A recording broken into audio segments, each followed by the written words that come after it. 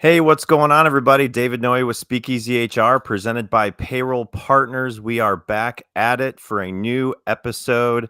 Cannot wait to have this guest go through her amazing topic that she has brought to us today. It is August. It is episode 42. My kids are going back to school. Life is good. And hopefully, we'll have fall weather here soon as well in the Midwest where I am. But I am thrilled to have my guest on today, Tammy Castro. Welcome, Tammy. And how are you today? Hey, David. I'm doing great. It's Monday after all. Don't we No, all love our Mondays? I know, right? It's been, I know you've had a busy summer and you're traveling and got a lot going on. So I appreciate you having time to jump on and have a little fun and break up your Monday. So, for those of you who are new to Speakeasy HR, we are currently live on LinkedIn and YouTube. So welcome. My name is David Noe. I started this last summer, have had a blast with it, gotten through 40 plus episodes and have a whole lot more scheduled. I just booked a guest for next July, so it's crazy. Wow. Crazy. So the next year is already planned out for the most part, as long as everybody that has decided to come on and have some fun with me are going to come on. But speakeasyhr.com has some great content, previous episodes. The new blog is out. It's all about positivity. I love this word. It's one of my obviously favorite words as you talk through some fun HR and technology that we all have to deal with. But go check it out, speakeasyhr.com.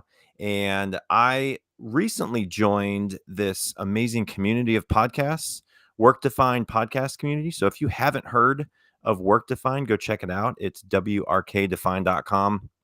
Over 50 podcasts about HR, payroll, and everything in between, recruiting. So check it out, and would love to hear some feedback from you. But anyway, Tammy, Sounds like a dream website for those of us who are HR tech geeks, right?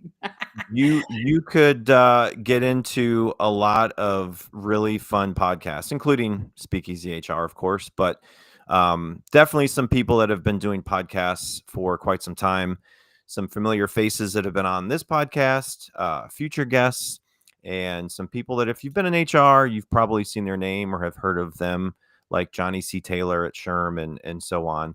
But anyway, definitely a great group.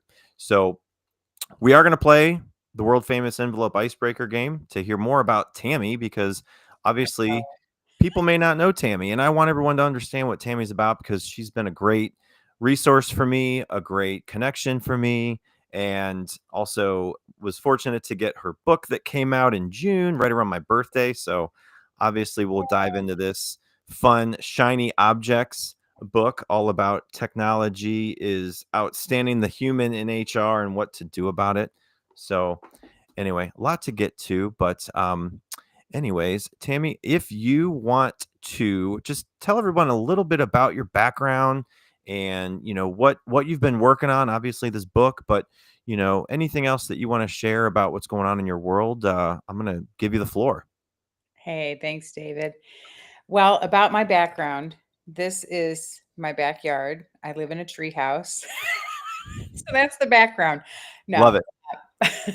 I am in Charlotte, North Carolina, where today we've got a little bit of a gray day, but that's okay. You need the gray days so you can really appreciate the sunshine. We moved here about 10 years ago. I lived in Arizona prior to that. Definitely lived out west for a while, but I grew up in Ohio. Okay. And so I'm kind of like the Midwestern girl who's gotten to travel all over the world, be blessed to do it. Yeah. And I'm in the HR technology space just accidentally. It started like 30 years ago. And Accidentally. I like to say that, I started in that office as an HR coordinator, needing the help of technology at the time. And Yep. here I am, fast forward 30 years, and I've been through a lot of the generations of software. And so now we have a company we launched over 10 years ago called I Am HCM Consulting. And it's really to offer services to clients who are using any type of HR payroll software. We don't sell software. We don't necessarily affiliate with any software. We really come in as your advocate consultant to help you on your HR technology journey, whether that's your timekeeping systems, your payroll systems. I'll be honest, David, you might see on my name there, I'm the Tambulance for HR Tech. That was a nickname given me because I literally most of my career was going in and getting called into tech wrecks, to be honest, Yep. and implementation gone south and we need help and or this happened and that. So for whatever reason, my journey included a lot of rescue missions. Yeah. And so I prefer to be on the front end before we need to have a rescue mission. But if you're in a bad spot and you need help, we will come and help you. Yeah. So really, I've been in the HR technology space for that long. And in the process of learning everything I learned, this book came out of me this last year, Shiny Objects, How Technology is Outshining the Human in HR and What to Do About It. This was my little Yep. bit of a passion project because let's face it, there's a lot of shiny objects out there in the HR technology space. There's over 20,000 products. So I know people are overwhelmed, and I wanted to find a way to help them gain their focus again. And so that's what this book talks through. But in the process of doing that, David, as you know, because we've had other conversations, it's becoming very clear to me that trust is really at an all-time low in our world. And it's really burdened me to the point that I launched what I'm calling the Trust Revolution, um, Tammy's Trust Revolution. It's on LinkedIn. I post every Wednesday. I just started this a couple weeks ago, an article that helps us, like, first of all, learn what's gone wrong with Yeah. trust. Why is it broken everywhere? Yeah. And how can we, as me, one person, contribute to repairing it? Because it really does start with the individual heart. It's not a group fix. It's got to start with your heart first. So that's been a passion of mine. I've been working on, and as you know, your upcoming book. Am I allowed to say it? We'll maybe have a little teaser in there about it. Easter in there. Yeah. So, and then just to be true, and we're talking unfiltered, authentic here. I've been in a very challenging time with my mother, whom I love to pieces. She lives up in Ohio and she's having, elderly health challenges. So my husband and I have been very involved with getting her the right care. And in doing that, we've learned a ton. I have another book in my heart I want to write to help simplify why are we all so sick and how can we correct it? Because there is a way to correct it. So Yeah. that's something I'm also passionate about, David, and then I'll stop talking. Yeah. You can ask me a Well, question. well, you just mentioned passion, and I think as you and I have connected on a variety of topics, faith, book writing, and just what people do with their passions, if they can align that with their work, they're gonna really have a successful career, successful projects, and their Yes. lives are gonna change.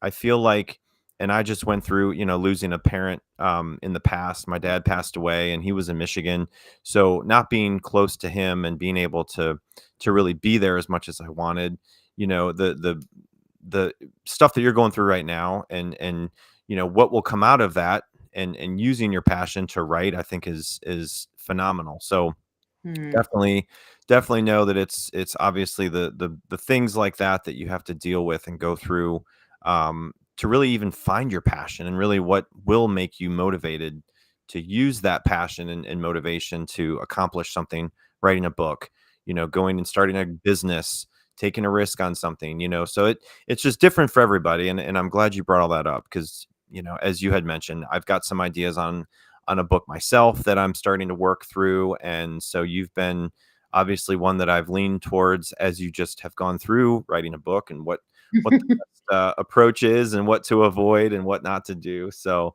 I'm learning from people that have gone through that. So, So much better. Please learn from others. Not like when we were younger, right? We had to make our own mistakes and learn from oh my gosh, I know. And now my kids and the way that you are raising kids that are in this kind of world with technology and the rapid change of technology and having teenagers.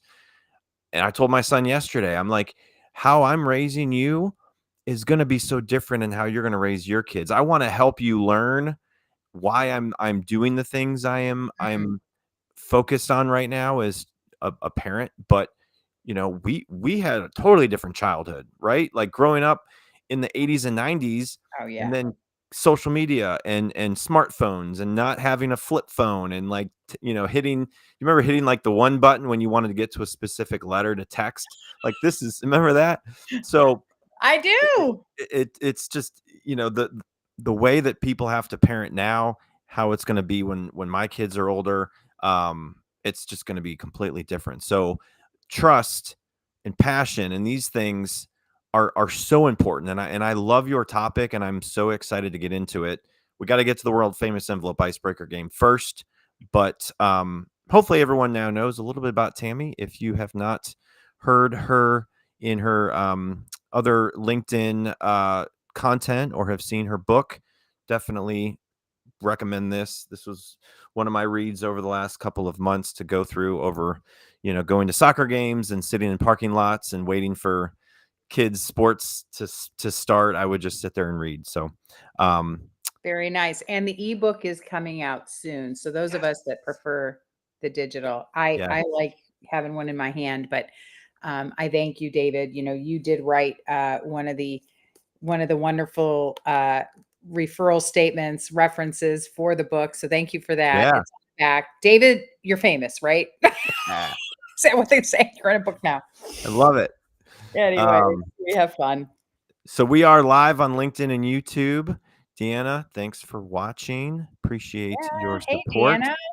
So I know it's on my platform accounts for YouTube and LinkedIn, and I know Tammy's got it on hers. Mhm. So if you have a question as we go through this topic, anything that comes to mind, just throw it in the chat. Would love to hear from you. That's why I love this being live, because I get to hear from people that are actually watching it live that may have a question, and you might have the same question somebody else has in their mind. So don't be afraid to go in and type in the chat a question, and we'll take a look at it. Um, Bill, thanks for joining. Been 15 minutes, folks. Got to run. Appreciate you joining, but definitely will catch up with you at another time, Bill. All right. World famous envelope icebreaker game. You have 1 through 15, Tammy. So as this little intro is playing, think of a number 1 through 15, and we'll let you pick the first number. Hold on one second. Okay.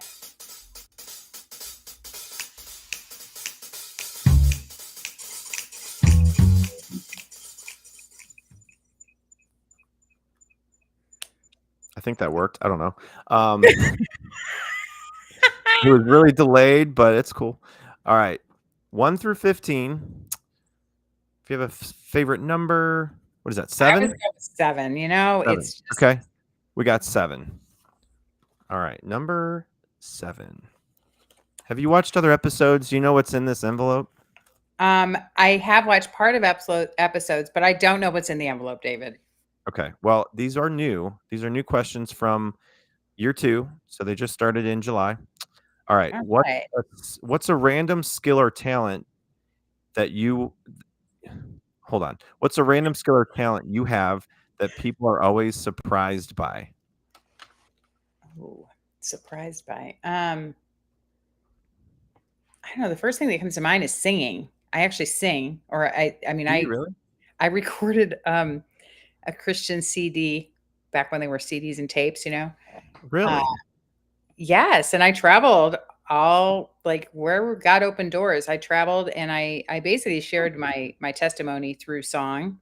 Yeah. I got to go to incredible places, Brazil and Europe and other places, and I would basically share my story through song and got to invite people to, hey, if they want to know more about this Savior of Wow. mine, I was introducing him. So that was a Okay. surprising, I guess, talent I have. I didn't know that. Very cool. Well, I won't make you sing unless you really want to, but that's really cool.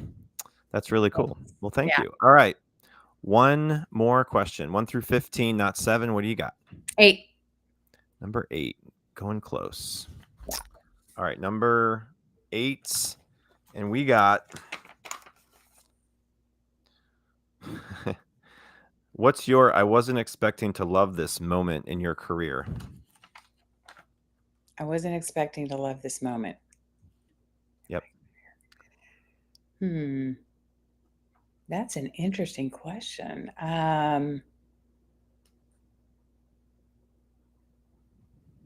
I think for me, probably the biggest thing in my career that I didn't expect to love because I didn't give it much thought was the importance and incredible, what's the word? Where you really feel like you're accomplishing something meaningful Yeah. because of the people in my circle and the Yeah. people that I get to work with. Never gave that much thought. If you Yeah. read my book, I kind of confess it in there. I just thought this was like, hey, you're a warm body. Come here, let's get some work done. Yeah. And Okay. then God That showed me, makes sense. first of all, it's a lot more responsibility than that. But second of all, wow, it's so incredible when you're pouring into people and you see lights go on and just, Yeah. yeah. Yeah. No, that's great. Thanks for sharing that. All right. Brand new for year 2. Icebreaker game lightning round. So let me just pull that up and you get to pick from here. Where did it go? Uh-oh. I see a circle if that's what you're looking for. Yeah. Click, click to spin. There it is. I just had to go to the other screen. It's cool. Here we go. 5 questions. Hey, anybody watching this knows exactly how we feel if they've tried Oh anything my. like this. Well, it's just me. I don't have anybody helping over here. All right, here we go. If we were actually in a 1920s speakeasy, what would be your secret code name to get in? Hmm.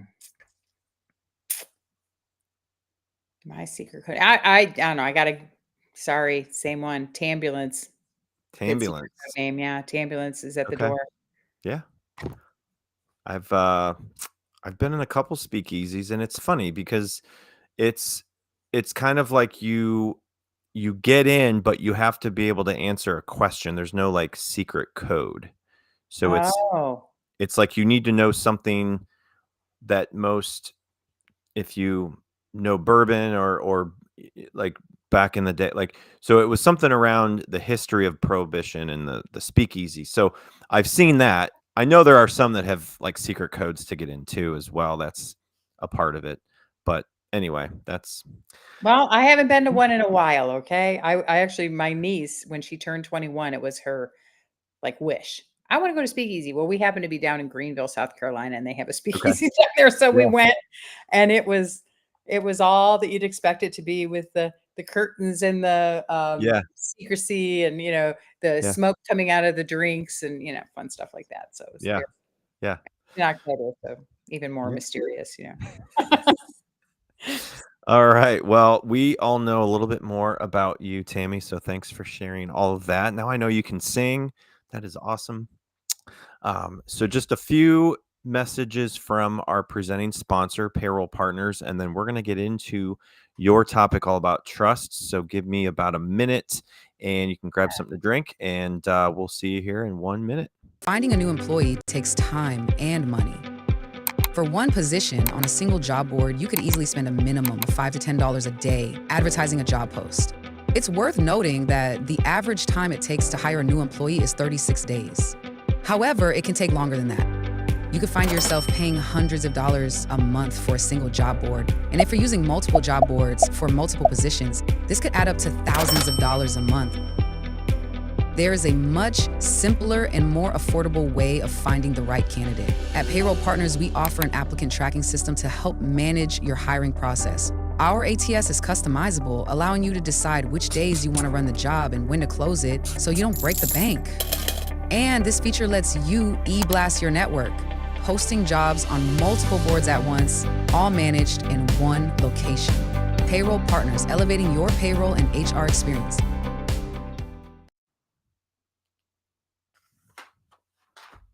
There we go. I don't know if that transitioned right or not, but anyway. Yeah, everything looked good. I just had to run Okay, and get good. water. I'm glad I got back in time. There you go. That was good. Yeah. So if you are in the world of picking technology, as Tammy deals with all the time, look at Payroll Partners as a solution. We would love to work with you. We can work really anywhere you are in the country. We have dedicated support, dedicated service, and it's a lot of complex systems out there. I've been around the block. I've seen them. I've known them, and I was once a prospect before I actually came on board as an employee at Payroll Partners. So definitely lean to us as potentially one that can just kind of evaluate what you have, and if it's something that we can help you with, great. Or if you know Tammy and you're just fed up with who you're working with, look us up, payrollpartners.net. Would love to at least have a conversation and see if we can help. So all right, well, the top shelf topic today, when Tammy, we connected, and what I do with every guest, I ask them about what's going on in their lives. What are you passionate about talking and relating to, and trying to help our audience learn from you, share some stories, share some feedback. And you came up with talking about trust and the great trust reset, because I think professionally, personally, I think trust goes into a lot. It goes into when you have relationships and marriage and work relationships and being a boss and wanting to become a boss. And you have to have people that trust you. And same with, working with a resource like a payroll company. You've got to have that trust that they're going to help you and take care of your people, and you're going to trust them, and then they're going to probably refer you to other companies that they talk to. So it really goes into a lot of cycles in your lives, not just in work. That's So when we were talking about, what topic, Tammy, that you wanted to bring, what led you to start and talk about trust and the great reset of trust? Well, I think for me, David, it was just seeing, first of all, everything we've seen in the world around us lately. It can be overwhelming, daunting, depending on, what side of the aisle you're on or what your belief Yep. systems are. Yep. It can be a really negative thing when you see all the like uncaring things that are being said about people just in the news, right? And then, or even out on social media. Yeah. And so, I personally, throughout the last year, have been feeling this like dread, this just sadness that we're in this condition. And then I started observing just to go, what is happening with trust? And I started observing all levels, right? Because you've got trust within your home, right? What is the trust like between you and your spouse and your children? Yeah. And then it goes from there. What's it like in your neighborhood? Do the neighbors trust each other? And then you go from the neighborhood to your community, and the things you're involved with, whether it's a church or you're just involved with nonprofits or you're helping in your community to do things. And then from there, in the marketplace, what's it like?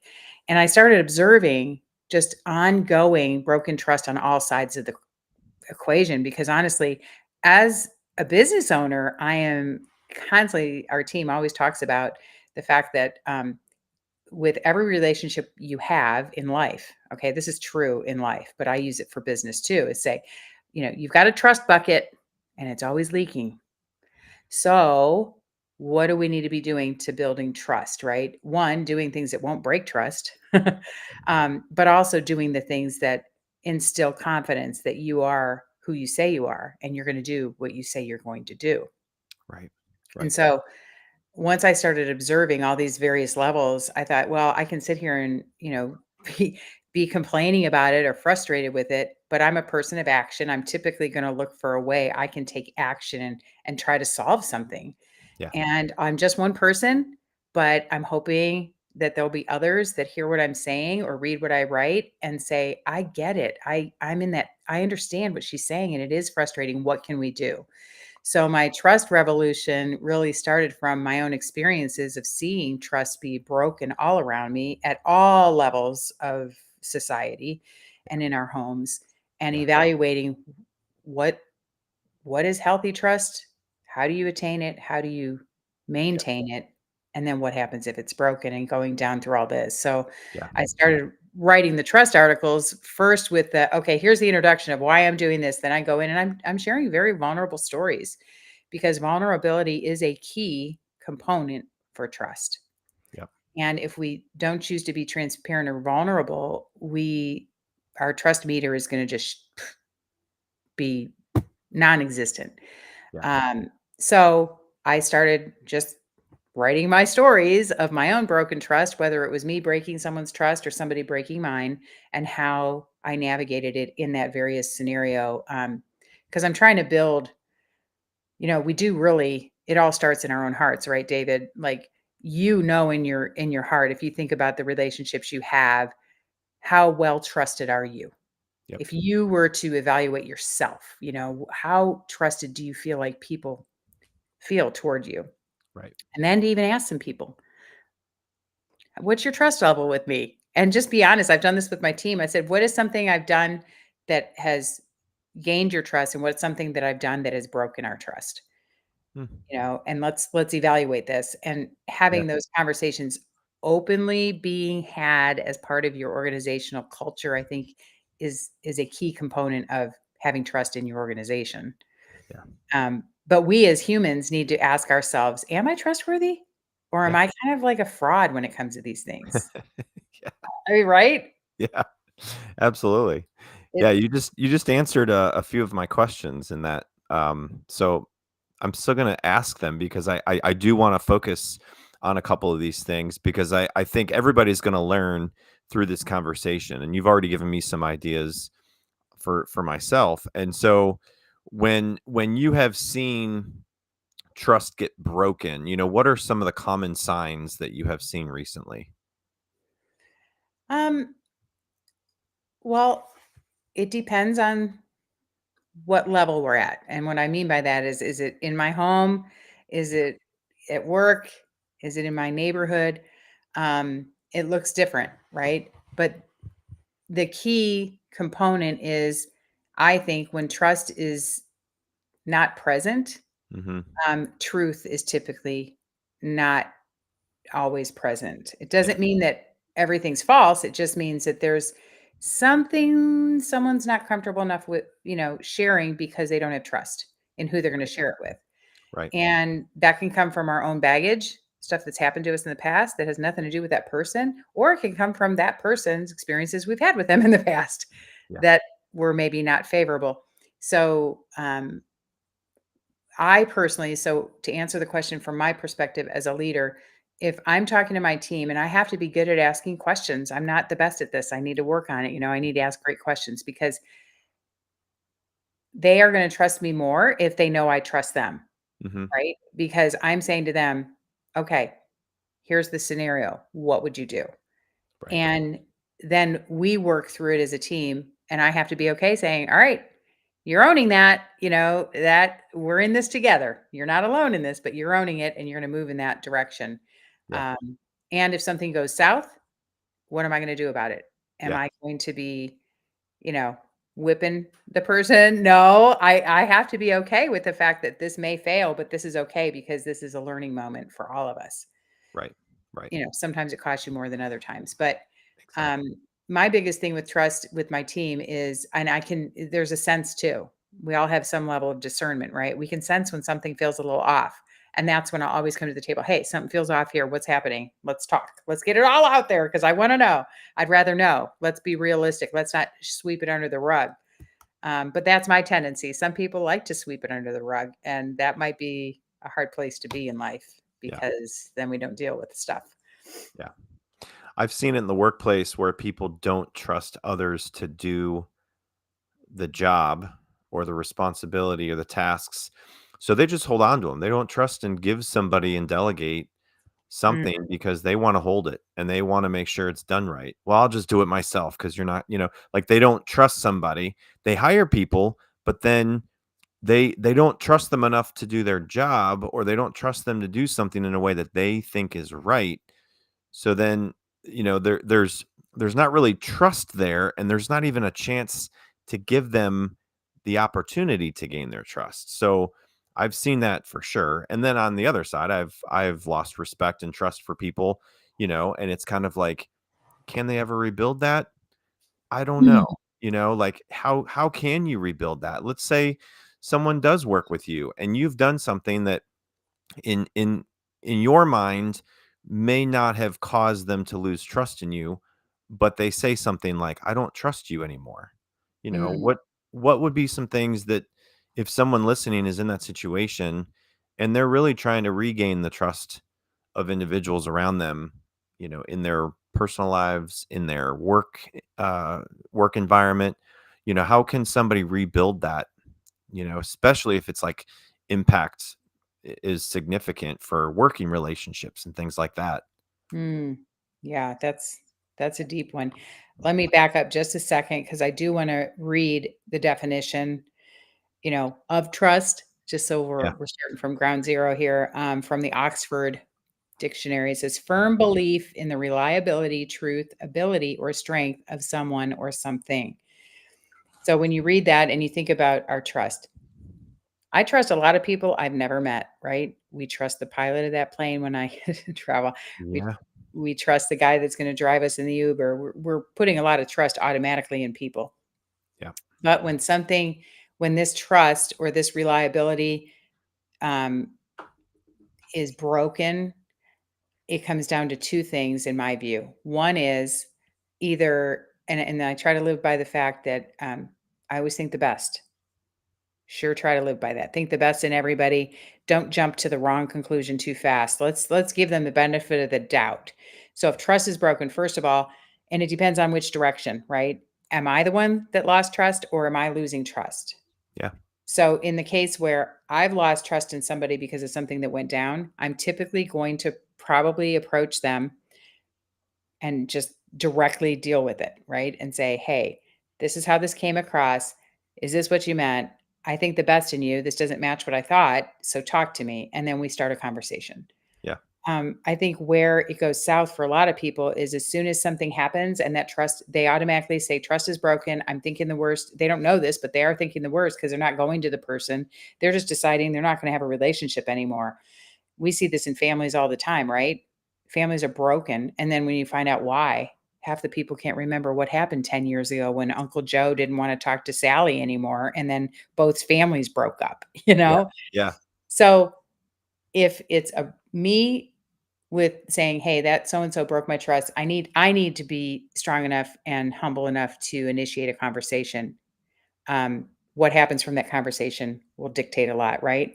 But if I've been the one that broke trust with somebody, sometimes you do it and you don't even know you did it, Yeah. right? Sometimes it was an innocent mistake. That's why we go back to the think the best in the person. Maybe they don't even know they did that. Right. But if I'm the one that broke trust with somebody, one, I would hope and pray that I have a relationship strong enough with them that they'll come to me and say, "Hey, this this really went the wrong direction for me, and it's Yeah. really shaken our trust." But if they don't, what do you do? Like there can be a rebuilding of trust. Absolutely, I'm doing it right now in a couple relationships.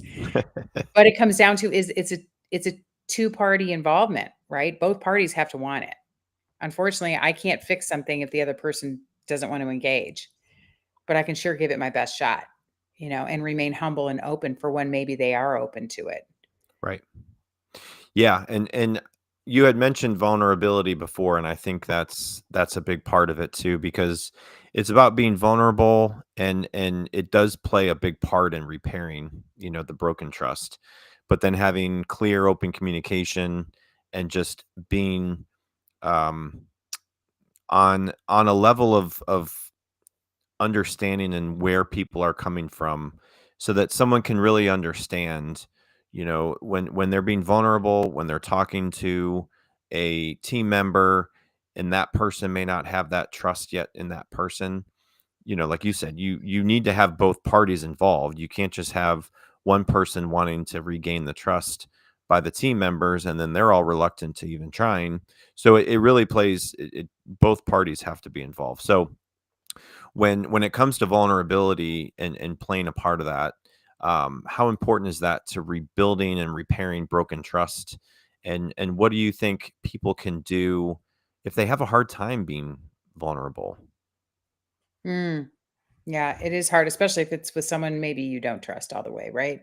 Yeah, yeah, Um, but I would say, true, whether it's the word vulnerability or something similar, it's yeah, absolutely 100% necessary for true relationship. And so, to me, any relationship worth having always starts with trust. There's got to be some level of trust. If there's no trust, there's no relationship. I mean, it doesn't work. Right. Um, and so people that struggle to be vulnerable, which is a big decision, it comes down to, I think, our emotional intelligence and availability. So I'm a self-reflector. I do a lot of reflection. I read a lot of self-help books. I'm just that way. I'm wired that way. So for me, I'm always trying to anyway, the better way to do something that maybe I'm Right. not so strong in. Um, Being vulnerable for me is, I've over the years practiced it, so it's easier. I think it's something I would encourage anybody who struggles with it. Once you practice it on a regular basis, it does become easier. But here's the thing, there's always a risk. There's always a risk. So that's where I internally have to be okay if this doesn't go the path I want it to go, or if my vulnerability is used against me. It could happen. Yeah. Am I okay with that? Yeah. So Absolutely. for you that struggles with being vulnerable, I think the first thing I would say is, what are you afraid of? Like, I would be asking myself, what am I fearing that is keeping me from being vulnerable? Am I fearing what someone thinks of me? Am I fearing of repercussions? Am I fearing? So first you face your fear and you go, well, okay, what's the worst that could happen? What are the chances of that happening? I mean, so often we worry about things that never even come to be. 95% chance they'll never happen and we're wasting energy worried about it. So, I say try it. Vulnerability is the key to all relationships. Hopefully, you're vulnerable with the people you're closest with in your family and your lives, because if we don't have that outlet, it's a sad life to live. Yep. Have to find that place to be vulnerable. And so Absolutely. practice on the people that you already trust, say, I'm Yeah. trying to practice this. Yeah. How am I Yeah. doing? Yeah. Let's encourage each other to be vulnerable. Yep.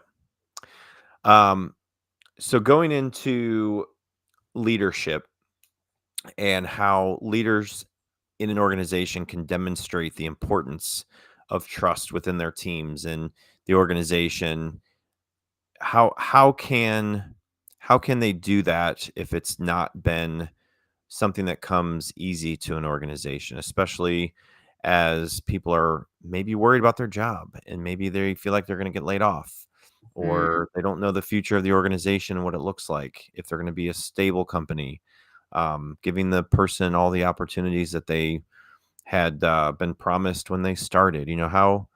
How can leaders demonstrate the importance of that? Well, I think first leaders have to be kind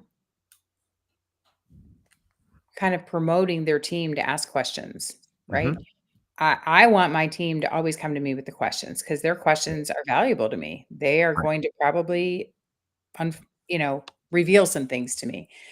So, creating a culture where your team feels safe to ask questions is important, and that doesn't happen overnight. So, unfortunately, if it's something that hasn't existed in an organization, it's going to take time. And I'll be honest, if you don't have an organization that is trustworthy, because unfortunately the leaders, if you aren't the leaders and the leaders are not, let's just say, of the highest quality of character, um, you might have a very legitimate reason to not be vulnerable, right?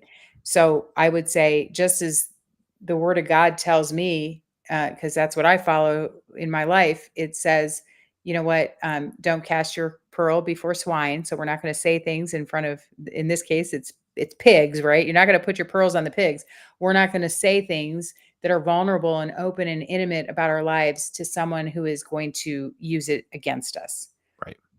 But it also says in the Bible to uh, protect your heart, right? For it is the wellspring of life.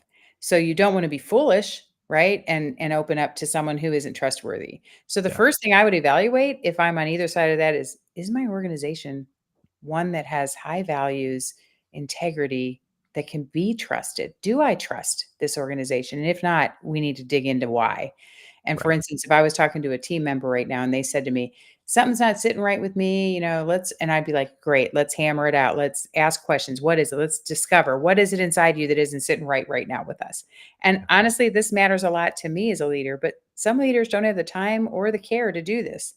Right. So you really have to, as a leader, look inside yourself and say, am I creating a culture that will promote trust to me and trust within our team? Yep. That's a big question to ask yourself and then to Oh, solve. absolutely. Yeah, I've seen it when it comes to asking for feedback is great to ask feedback, get a pulse on your team, but if you're going to get the feedback and nothing gets done, then it's kind of like, do they trust you to even take into consideration their ideas and their feedback? So it's very important to ask for feedback, but do it in a way that people know that you value their feedback, but Mhm. also what you're going to do with that feedback to try to make the organization better.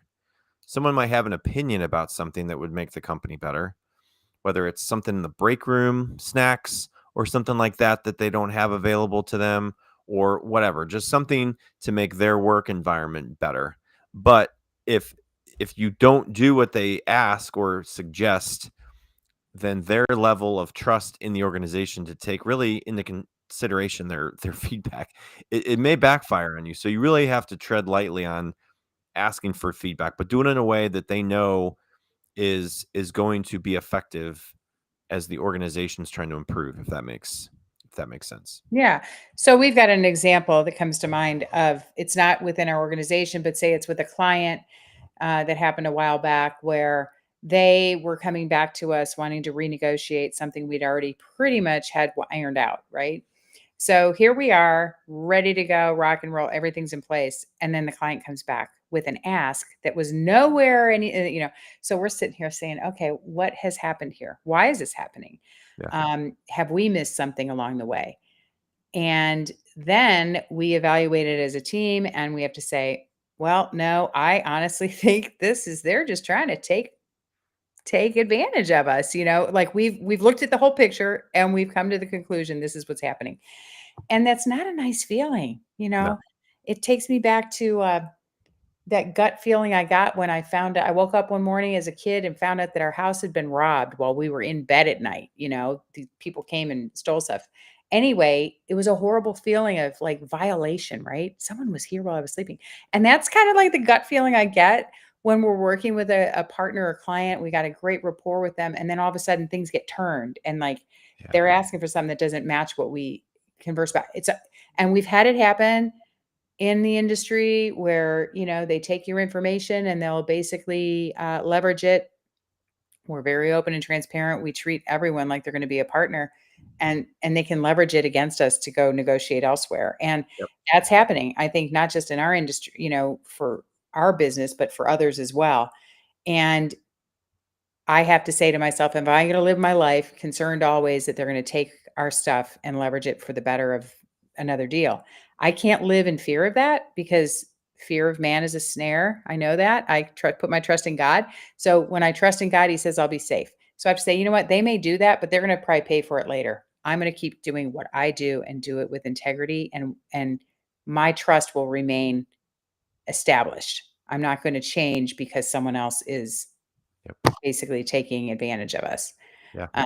But it is, I think, for those of us that are especially more sensitive to this, it can be so demoralizing when you see it everywhere you look and you're experiencing it, at the cashiers, I went through, this is going to sound so dumb. I was going through a toll thing that they have on the highway in Pennsylvania last week and, paid them their money. And she goes, okay. And she hands me back the money and I'm driving. I'm already on the road. And I realize she kept an extra dollar. You know?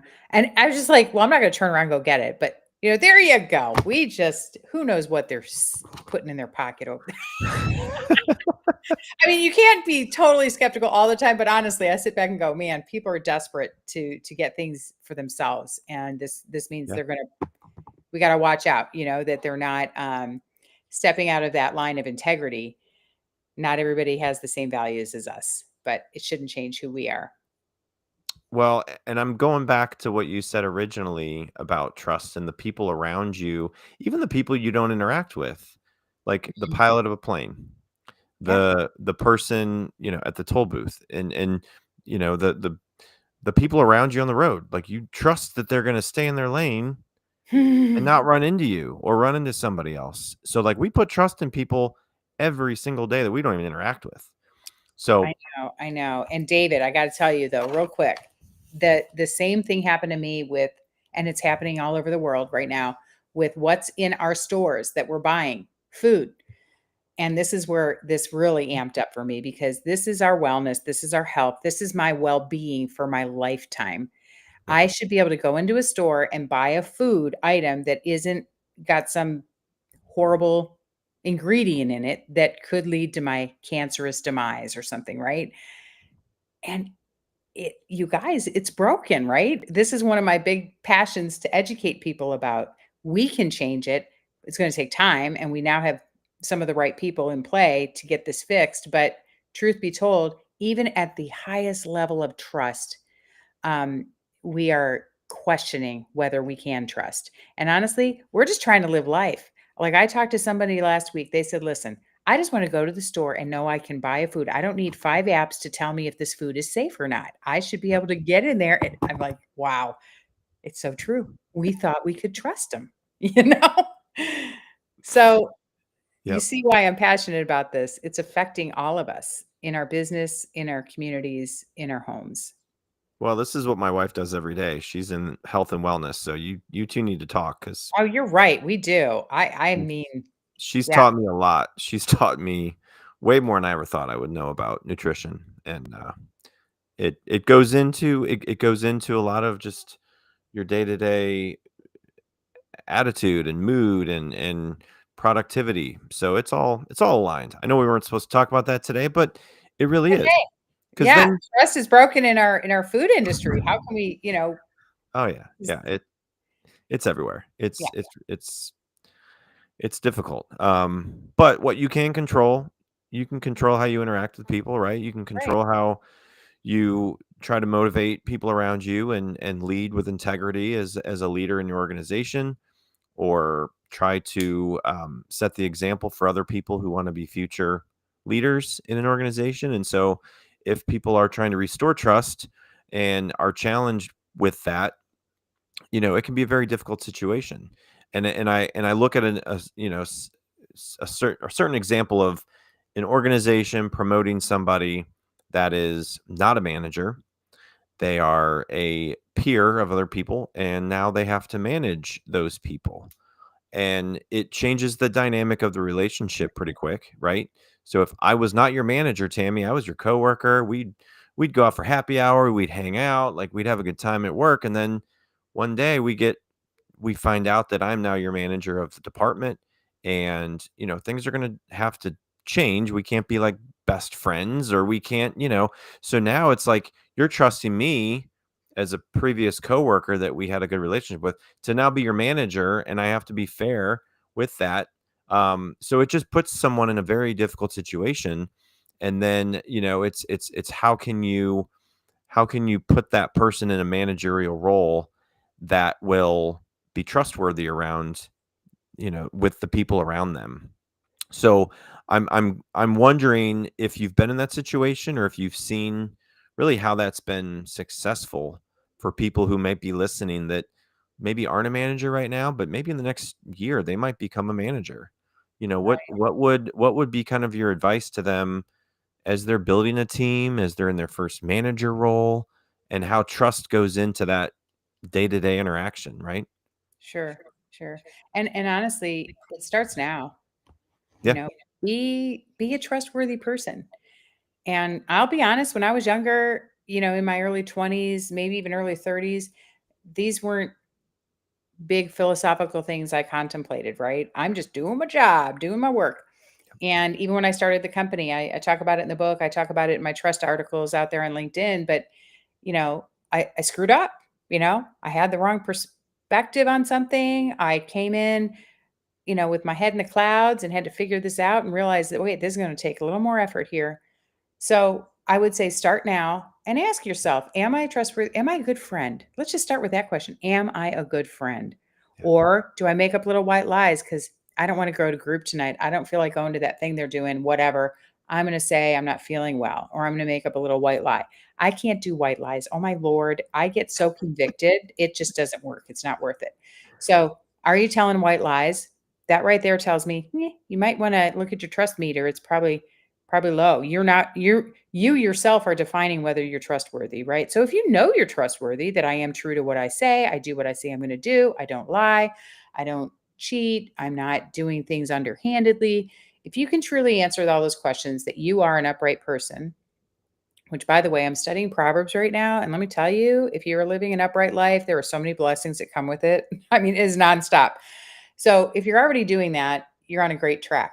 Now, when you go into a new role, I think as a leader, even when I have done shifts in my organization, it's all about communication and how you're messaging it, right? So let's give thought to what you're going to say, how you're going to communicate this.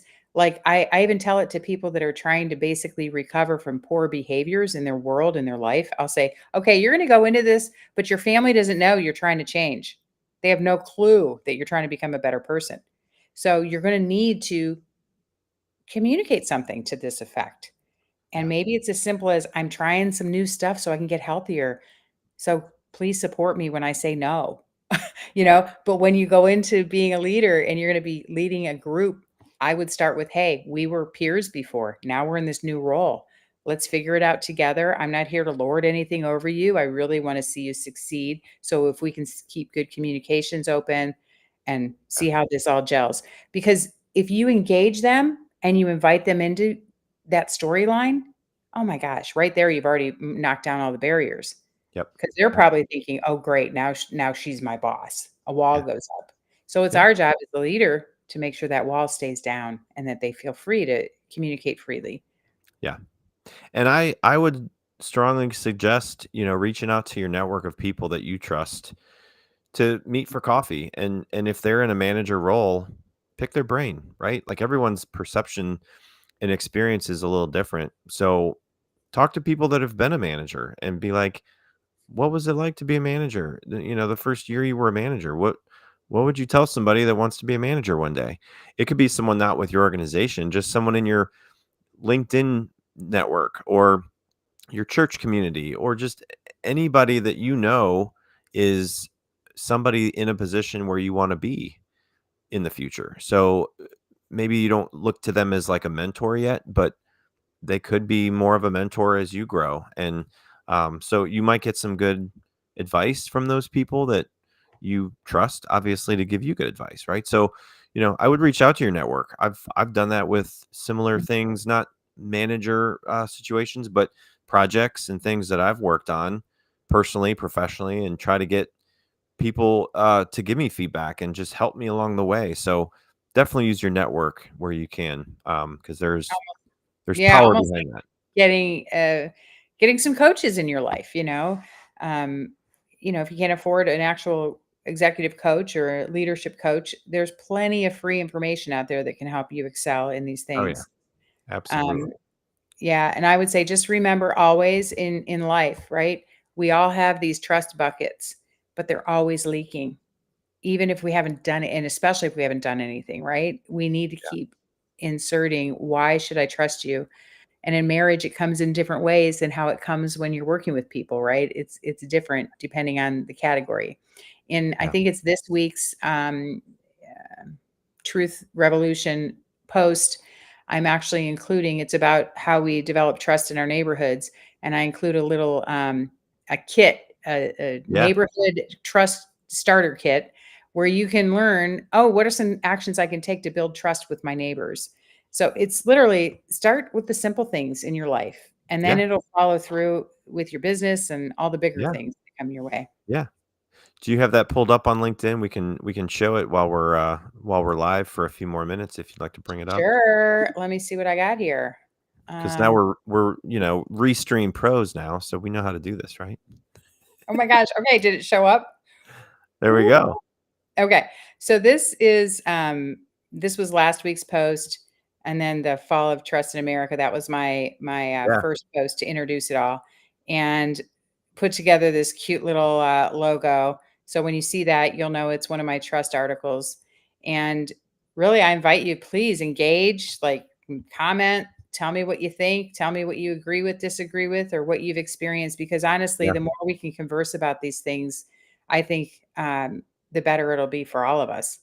Yeah, definitely. So Yeah. there's my page. Feel free to connect with me. It's Tammy on LinkedIn.com. I saved that probably 20 years ago. Tammy on LinkedIn.com. It's super easy. Or you can go the hard way and just search for Tammy Castro. Very good. Yeah, definitely follow Tammy if you have not connected with her on LinkedIn. If you are considering buying her book, obviously you can find it out there on Amazon, being an Amazon bestseller. Congratulations. That's Oh, thank awesome. you. Thank you. Very cool. But we are offering a Thank you. special with People like this. you. Yeah. So if you haven't gotten this yet, and all you've got to do to get a copy is to email at That's right. Jennifer at IamHR or IamHCMconsulting.com. It's right there Sorry. on your screen, people. If Dave messes it up, you got it right Yeah, that's right. Jennifer at IamHCMconsulting.com. Did I do it right? Yeah. Yes. Perfect. Yes. So if Yeah, you're and listening to the I'll audio, even sign one and get it sent to you.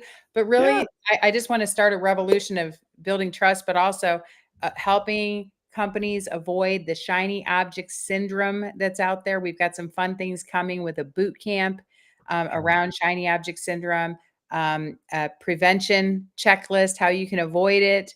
And, I'm trying to reduce this huge number. It's $2.4 trillion lost annually, you guys.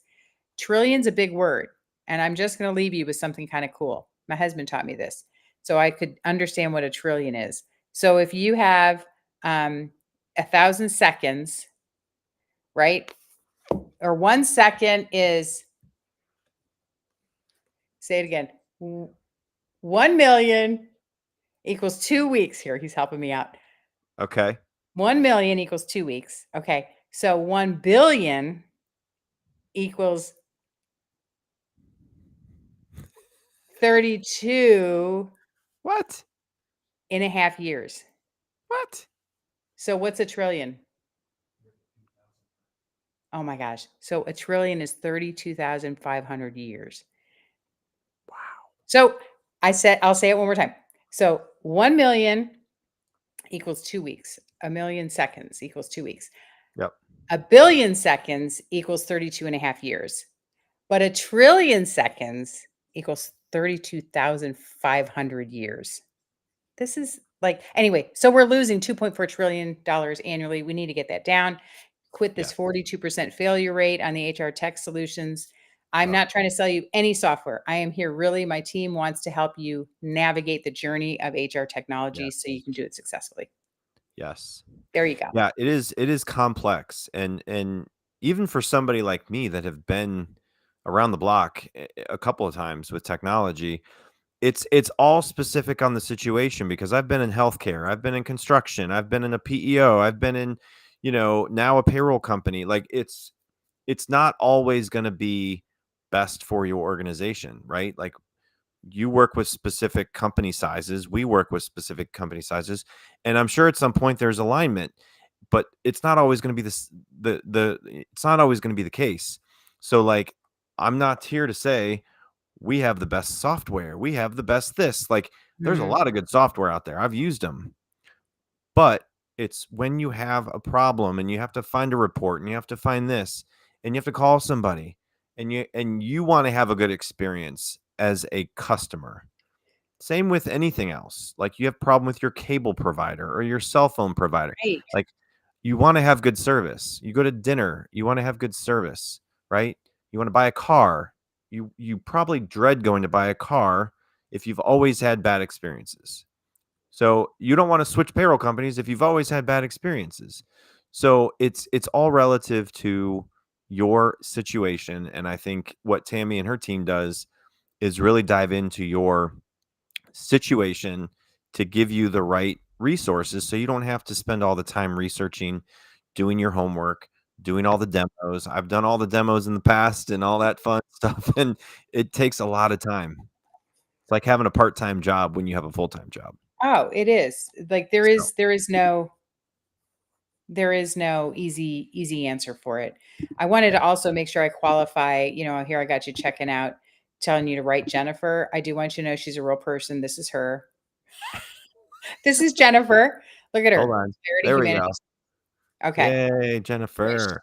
she will pet your dog if you have a dog in the room. But anyway, so this is Jennifer. She's our connection enthusiast. She's amazing relationship growth person, and we would write her. She will get a book to you. I promise.